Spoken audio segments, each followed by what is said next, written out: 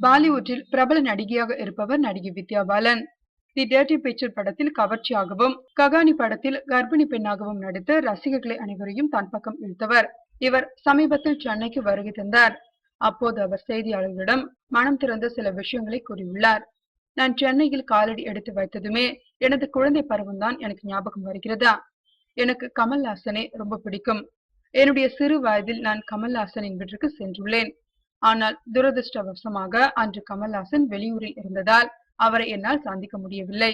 அதனால் பெரும் ஏமாற்றம் அடைந்த எனக்கு அவர் கையெழுத்திட்ட புகைப்படம் மட்டுமே எனக்கு அன்றைய தினம் கிடைத்தது என்று தனது மலரும் நினைவுகளை செய்தியாளர்களிடம் பகிர்ந்து கொண்டார்.